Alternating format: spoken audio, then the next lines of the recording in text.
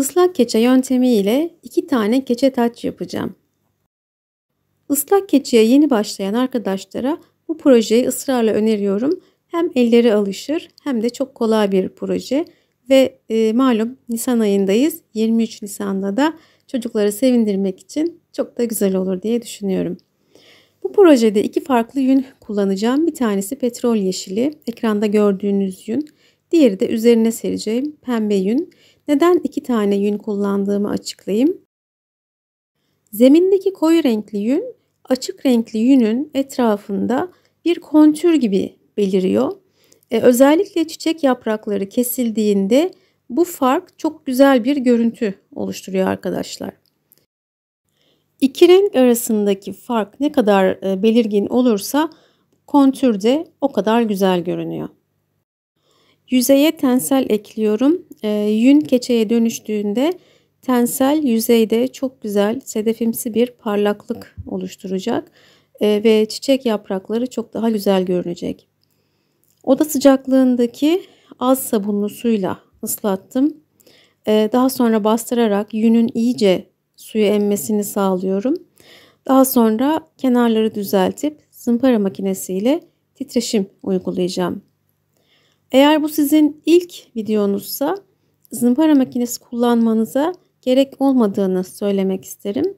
Sadece elle ovma işlemini kısalttığı için tercih ediyorum. Olmasa da olur. Bu projede kenarların düzgün olmasına hiç gerek yok. Zaten keseceğim çiçekleri oluştururken. Ama düzgün olması gerekseydi ne yapardım? Öncelikle yünle dikdörtgen şeklinde bir çerçeve çizerdim.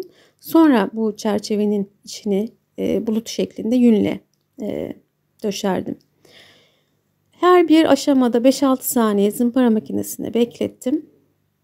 Daha sonra arka yüzeyde aynı işlemi uygulayacağım. Zımpara makinesi tek başına yeterli değil. Bu ilk aşamayı sadece kolay geçmemizi sağlıyor. Daha sonra bir tül üzerinden elle ovma işlemin yapmamız mutlaka gerekiyor.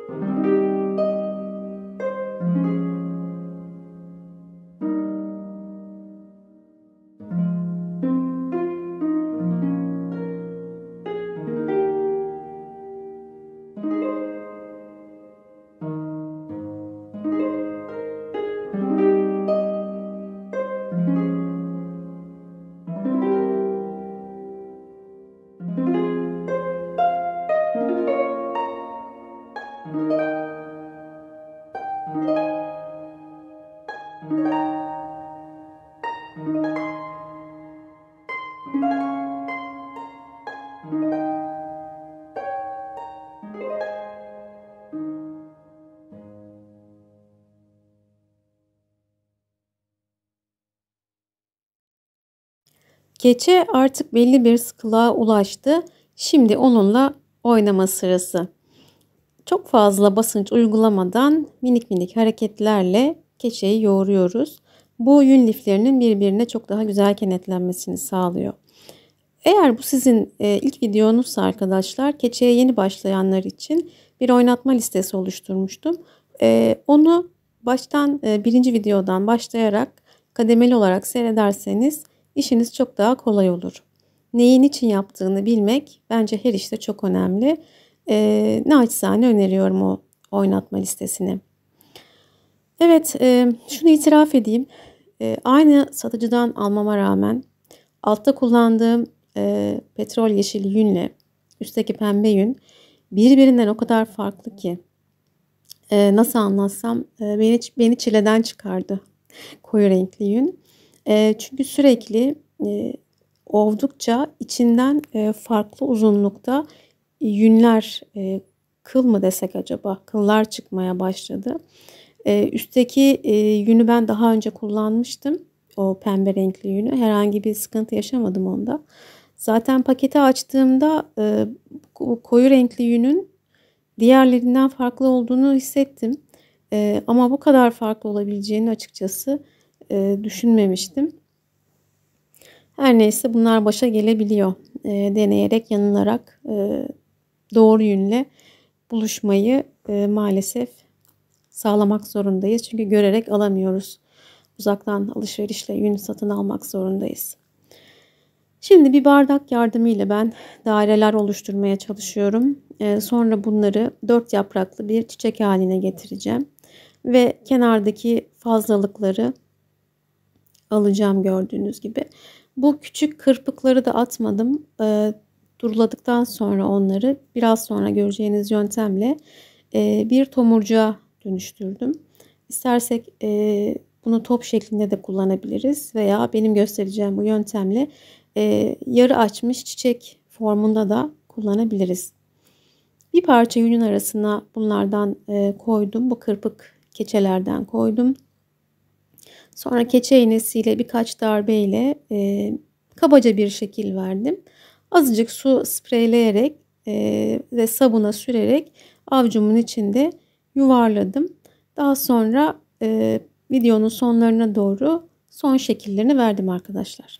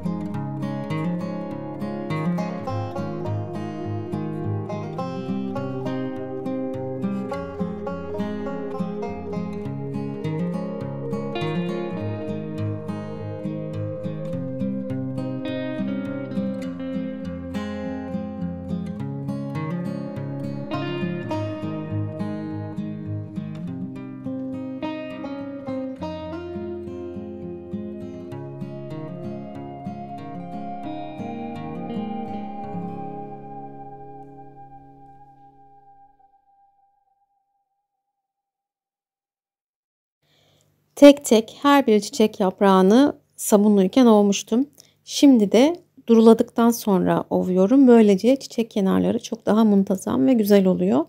Bu şekilde avuç içinde yuvarlayıp yaprakları buruşturup sonra ortasına bastırdığınızda çiçek yaprakları çok daha güzel bir şekil alıyor. Ben bunları bir gece balkonda kurumaya bıraktım ve ertesi gün ortalarına bu boncukları diktim. Dikerken de transparan ip kullandım. Şimdi bu keçe toplardan çiçek yapacağım. Keskin bir makasla ortasına artı şeklinde 2 tane kesik atıyorum. Hem ortasındaki koyu renkli keçeler bu şekilde görünmüş oluyor. Hem de bir çiçek şekli vermiş oluyoruz. Ben sağlamlaştırmak için çiçek tutkalı kullandım.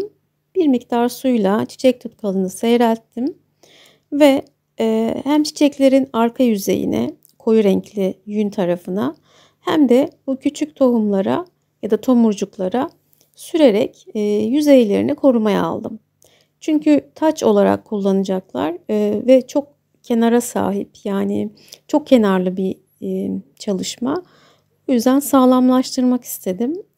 Başa takıp çıkarırken deforme olmasını istemedim açıkçası. Çok az kullandım ama çok sert, böyle kabuk gibi değil.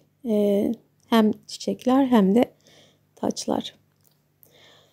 Evet, şimdi gelelim bu tacın kenarlarındaki küçük tel yapılara.